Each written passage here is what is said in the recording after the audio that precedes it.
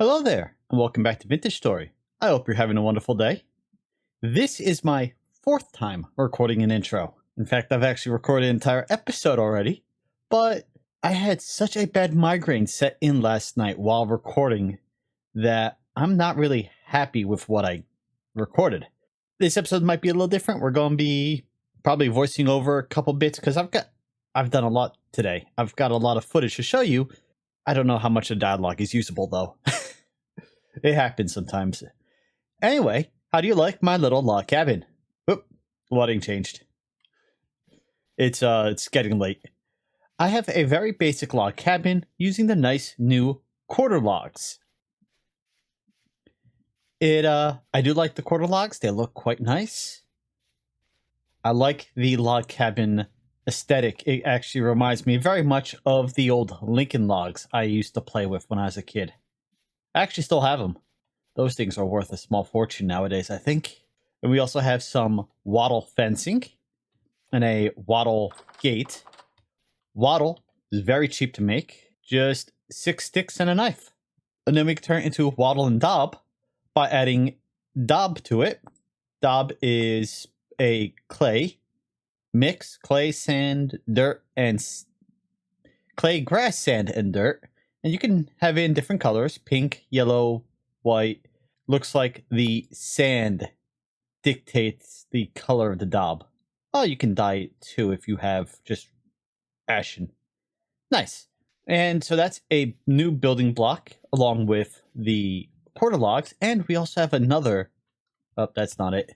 We also have more in here somewhere. Rammed dirt. I didn't realize this was a new block also. But rammed dirt, you make it by taking compressed dirt, which is 6 dirt, in your crafting grid. Let's see if I have some I can show you. That's cob. Here we go, low fertility soil. If we do this, we make packed dirt. If we do it again, we get rammed dirt. And then rammed dirt, you can change the texture a bit by crafting it in different locations, I think. But that will give us another building block we can use, which might look good. Obviously not for this little structure, but for a different structure that we will eventually be building. Speaking of building, we will not be staying here. This is fine for now, for our first setup, but this area here is pretty much the only temporally stable area in about this large radius. We're not sticking here. Additionally, this river, which I want to settle on, terminates all the way up here into this gravel biome. I want to settle on a river that does lead to the ocean to facilitate travel, exploration, and whatnot. And I have not yet found the ocean. I also haven't found a new spot to settle that I really like. This is all far too hilly. This area might be usable. Could be kind of cool. Settling on the fork of the river. We got another one here that might be cool to settle. I did find an area that looked absolutely beautiful, but it's not really conducive to settling. Right up here. But again, it's the same problem. The river terminates into there, and this river doesn't. Well, might have to widen that a little bit, but that does connect to this one, which might lead to the ocean. Don't know yet. Anyway, it's getting dark. We live in an area where there are many scary things outside. Oh wait, how's my... Yeah, okay. We are making a anvil. I made the anvil mold. It's firing right now. We're also making a clay oven. We'll get to that in the future, but yes, I'm making use of clay, making use of peat. We'll cover all that in a little bit. Until then, let's hop into a clip where I will show you how the prospector's pick works. Because, well, it's very useful. And here's the second location where we found surface copper. But as you can see, I did a bit of digging and I couldn't find any. And at the rate I was going to exhaust my copper pick, which is already down to half their ability. So I went back to make the prospector's pick. So by pressing F, you get two modes. Density mode, which will search a large area, and then node mode, which searches a short area. So we're going to click node mode, and we're going to mine this block. And down in the lower left-hand corner, it should tell us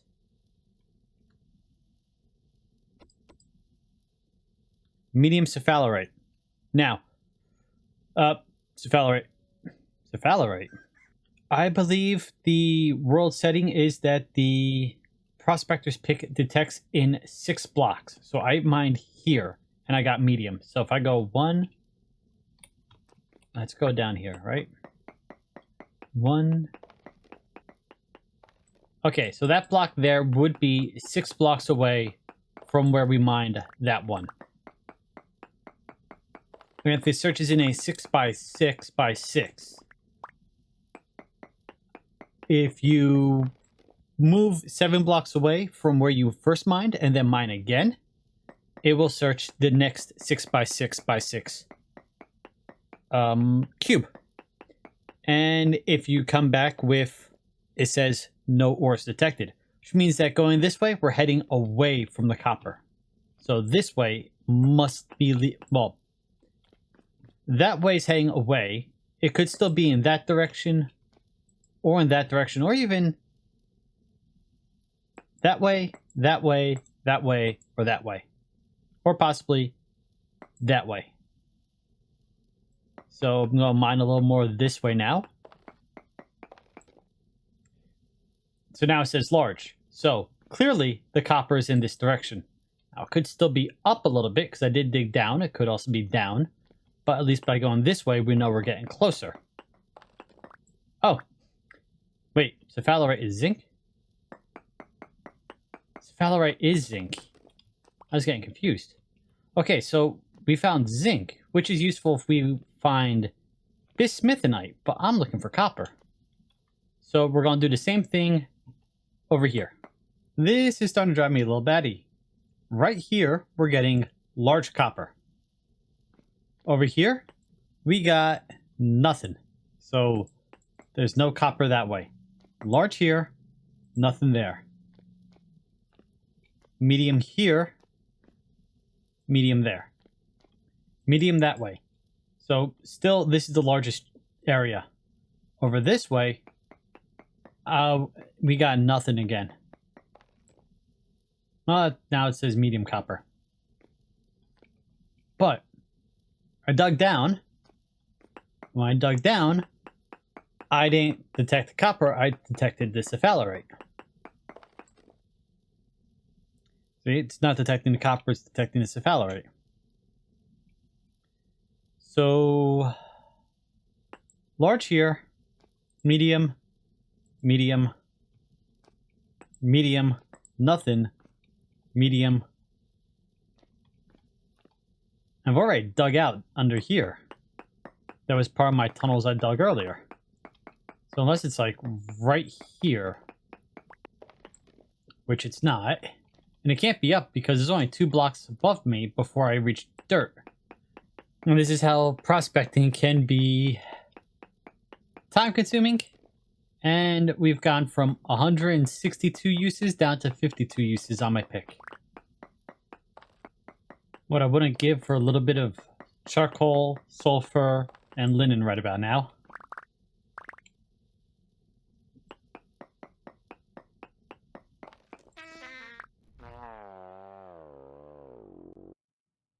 Congratulations, you died. Oh, this is not going to be fun. Okay, retrospect. We were not that far from our spawn. I should mark this as spawn. Okay, well, we're going to make a new copper pick anyway, since we just about exhausted that old one looking for copper. Oh, by the way, when you die, you glow. It's very convenient if you die and you have to make your way back home at night. It helps you see just a little bit better. Also, if I remember correctly, animals are less likely to bother you while you're glowing. It's been a while since I had to worry about it since, once you get settled and you have your spawn set, you can make sure you spawn in a safe location. So after making a new pick and heading back to the mines, I actually found the copper I was looking for. It was indeed in the ceiling. I wasn't expecting it to be there. And upon digging up the dirt, since it's easier to dig up the dirt than mine up and cause more cave-ins, the copper is literally the first layer of stone below the dirt. So we found plenty of new copper, more than enough to go back and make an anvil. I mentioned dubbing over stuff I recorded, but I think it'll just be easier to re-record it. So let's show you some of the other stuff I did. We made a raft. So the rafts did get a new update with 1.20. We can now store, amongst other things, a chest, or in this case, a reed chest, and our ore on the raft. You can place them on by hovering over one of the slots, either the front seat or the back seat for the chest. And on the one side here, the left-hand side, you have a ore stowage slot. You can store stuff by control and right-clicking on it. And you can pick it up by control clicking on it also. So that's how you put stuff into the raft. Sit down, you can grab the ore, and of course you need to use the ore in order to move. How many rifts are around here? That one's in the water. Anyway, you need an ore in your hand in order to actually steer and travel with a raft. If you don't have it in your hand, you're not moving anywhere. And then shift to get up. So we have a raft. Allows us to explore up and down the river. Not that there's much to explore with this one, but that is a way to at least get up and down and stay dry. Not as big a deal right now since it's spring, but in the winter, if you get wet, you will get hypothermia quicker. Naturally, I just put that down and I already stepped in it. What was I saying about rifts? So any medium activity. Anyway, you'll get hypothermia, take damage, so might as well stay dry when you can. That's still burning. Also, I've been collecting peat. Peat you can get from the ground, and it is a fuel source. It burns for 25 seconds at 900 degrees. That's not hot enough to melt copper, but it's more than hot enough to cook your food in, so you don't have to worry about collecting firewood. You can dedicate most of your firewood for charcoal making. But what you can use peat for is to preheat your crucible, especially if you're short on charcoal or coal in general. A good way to save it is to put the peat on and heat up your crucible until it's 900 degrees using peat, and then swap over to the charcoal. It's a lot easier, a lot cheaper. But yes, so we made our anvil mold. It is firing still, so I can't show you that. I was working on a clay oven so we can make pies and bread. I ran out of clay. I used up 64 bits of fire clay just to get this far. We need more. I did cost 28 bits of clay in order to make the anvil mold. So once that's done, we're going to cast out some copper, make the anvil mold. Unless I can find some more bismuth. We found zinc up here, and I did do a area prospecting. I didn't show that on camera. Well, I did record on camera. I'm not going back to re-show it though. But if you take your prospector's pick, we have the two modes, the node and density. If we go to density, let's use this. If you go to density, when you start mining, you need 2 more samples. So if we mine 2 more spots, and they need to be at least 3 blocks apart, so this one should do. Nope, that was still too close. 1 more sample. Do this one here. That tells us what is in the area. It's not quite a chunk like a Minecraft chunk, which is 16 by 16, but it does give you a decent idea. In this one area, we've got 5, and that's not percentage, that's thousandths of a percent. So really something like 0.5% copper and 0.03% bismuth, bismuthinite. So not much there. Up here, where our copper was, there's cephalerite, which is zinc, ilmenite, which I think is titanium, hematite, iron, chromite, chrome, lignite, coal, bismuth. Wait, lignite, is that coal or is that the other copper? I mean, the other iron. It's coal. Right, okay, it's brown coal. I think it's ilmenite, which is the other. No, ilmenite is the titanium. Limonite, that's the other iron. Bismuthinite, halite, salt, and bituminous coal. So this is actually a really good area to go searching in for a lot of ores. Most of them are very poor, so you're not very likely to find them, but there's still a chance to find stuff there. Anyway, if we can find ourselves some bismuth, and now we have zinc, we can make ourselves bismuth bronze instead of copper. If we can jump straight to bronze, it would, of course, save us the hassle of making a copper anvil and then having to recycle the copper anvil once we make the bronze anvil. Ooh, this is cool. I was just going out exploring. I'm still looking for cassiterite so we can make our bronze. But I found a little ruin here, and it has a wooden bed in it. Now, this is actually one of the best beds in the game. Actually, I think it is the best. It allows you to sleep for 9.5 hours. Very, very nice in the winter when... There's a straw bed there. When it's dark most of the day. Leather braces, that's a clothing item I can wear. Does it? Just decorative clothing. And there's a vessel and another chest with rusty gears in it. We need rusty gears for a, it's currency. Put that down. And this vessel has some flint and some more bandages. Some decent bandages. Not the best, but they're better than nothing.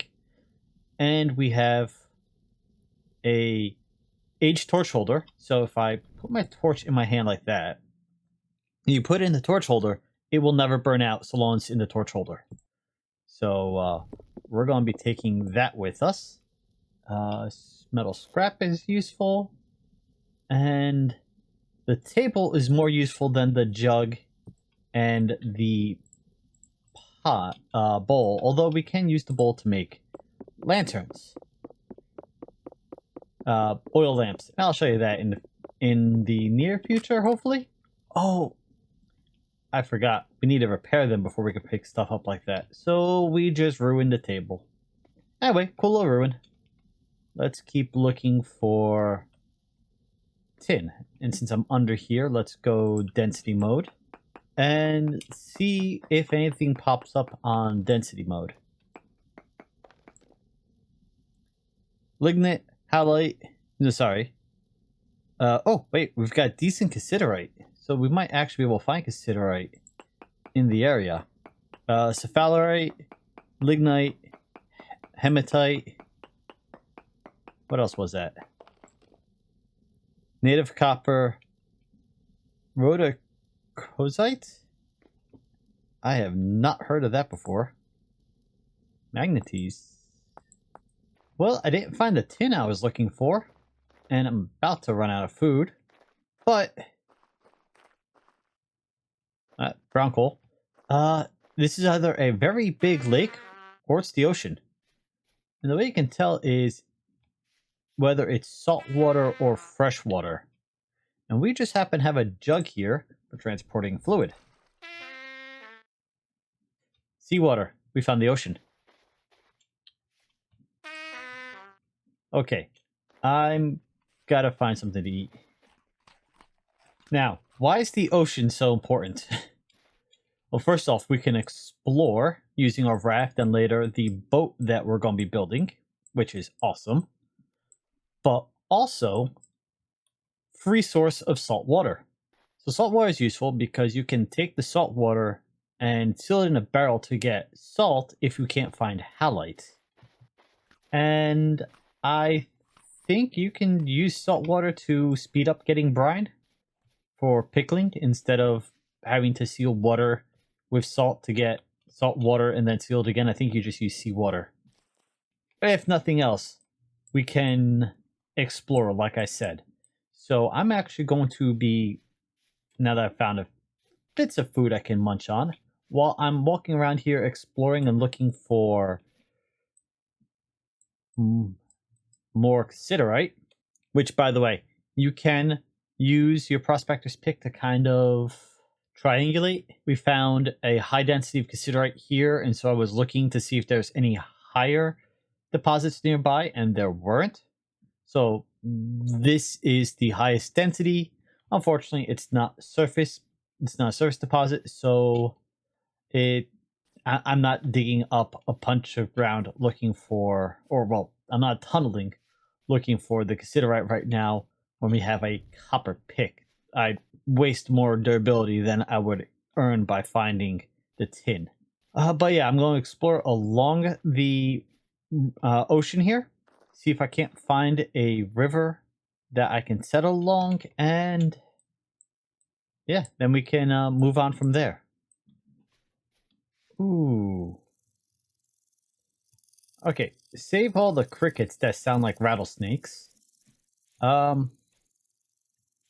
I like this area. Nice and open, rather flat. The ocean is over that way. I'm gonna explore this way towards the river, and I'm gonna follow the river along, see if that leads out to the ocean. Either of these two rivers. But I think we found a new home. Look at that. There's something that looks like a ruined village over here. And if this is close to where I want to set up, maybe we can utilize some of it?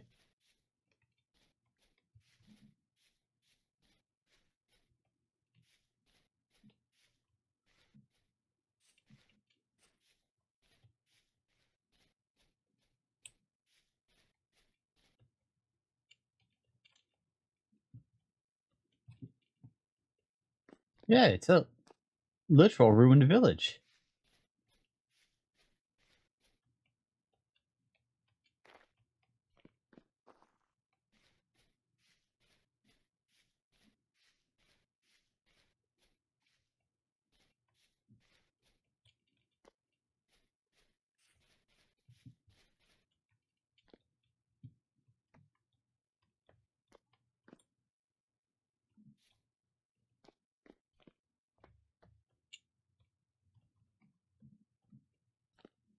Oh, this is very cool. Okay, we're going to be settling in this area. Maybe not this specific buildings, but you get the idea. I'm going to keep looking around for a perfect location, but I like this enough. And we can always dig a short canal to the ocean if I can't find a nice easy path. We did dig a quite longer canal in the past. So still exploring. I just found another ruins very close to our base. Well, our starter base. I was looking for ore and whatnot underground. But we have, well, that's a rotted tapestry, so we can't get anything from that. But there we go. We got another lore piece. We got a tapestry. J. Let's see. Holy. They worshipped him as a savior. He wanted none of it. Imagine the weight of all of humanity upon your shoulders. How could anyone withstand such a thing? We're going to want to collect that before we, well, when we actually move. But there's also a lore book right there. And right there. That's what the glowing green spine is. If I... Okay, they do not glow in the dark. But we're not going to pick those up yet. Ingot molds? Oh... Another crucible, a tuning cylinder. This is a very useful Ruins. We've got some gears. There's 4.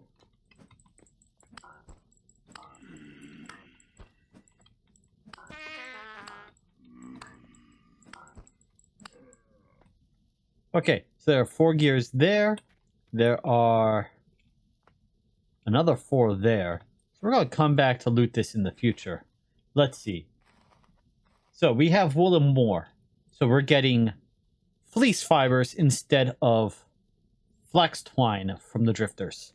And there's a few more crates over here. Quartz. A robe. Another lore book. Again, we're going to leave it for now. That doesn't appear to have anything in it. And another lore book. And I'm going to want that globe eventually. It is ruined, so we're going to need to make glue for it. A ruined display case with a rusty gear in it. Yeah, so like I said, we're going to come back once we've set up, and we will be... Zinc! We have zinc. It's a Falorite zinc. Yeah, we have zinc. That's on the... That's what we found up here. We're finding more right here, so I'm going to bookmark that. But once we have our actual base set up, we'll come back and start collecting stuff to fill it with. We're going to need to actually set up a good base. Now that I think about it, it might be really cool to take those ruins. Which, by the way, I didn't mention this. The river does lead to the ocean.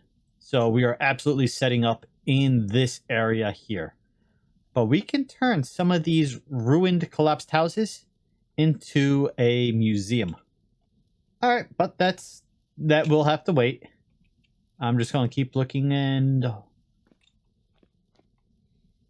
Dang it, you guys are not...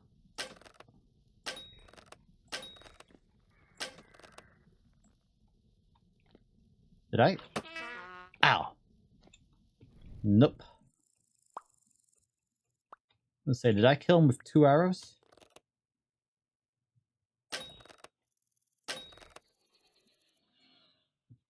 Four arrows. 4 hits to kill a bowsworn with the very crude arrows. Of course, I did lose 2 arrows in the process. Not 1 arrow. Alright, well, off to exploring some more. Well, our first temporal storm is upon us, so I think that's a good point to call it an end for today. I don't usually record the temporal storms. They're not very interesting. I usually sit in the house anyway, and the distortion effects can be disconcerting, bothersome, especially if you get motion sickness. So I don't show them. Anyway, what we did do is I picked up the ingot molds from the ruin that we were just at, and I have the anvil mold ready to go. We could melt down 9 ingots or 9 ingots worth of copper, which is 900 units, which, if you're counting it this way, is 180 nuggets of copper. We can melt it down, pour it in, and then once it cools, just like the other molds, we'll be able to take the anvil out and start using the anvil. We can do the same thing to make ingot molds. Each ingot holds 100 units. If we're going to make ingots, we need to make a forge also. And the forge requires 7 cobblestone. Cobblestone is very easy to make. It's just any 9 of the same stone plus 1 clay will give you 2 cobblestone. So we can make plenty of cobblestone. It's not hard.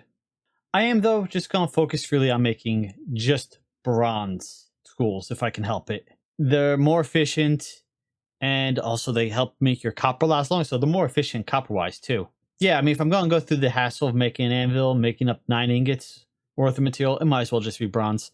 You can melt down an anvil, or at least recycle the anvil. If you make a chisel, you can then use the chisel on an anvil to turn it into nuggets to recycle it, so that you can melt down the nuggets again and reform them into ingots and then make whatever you want. But yeah, I'm just going to hold off on this.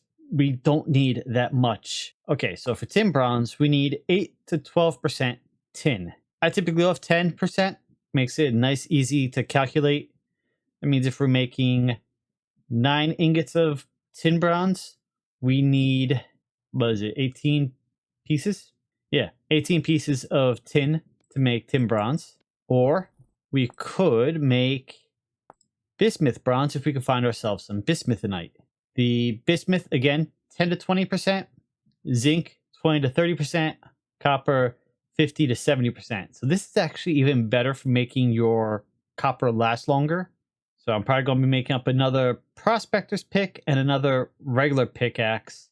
And I'll go explore over here and see if I can't narrow down where the bismuth bronze is. Oh, sorry, where the bismuthinite is. And see if we can't make ourselves bismuth tools next episode. But yeah, it's going to be it for today. Thank you for joining me today. Hope you've had a wonderful day, and I will see you next time. Later.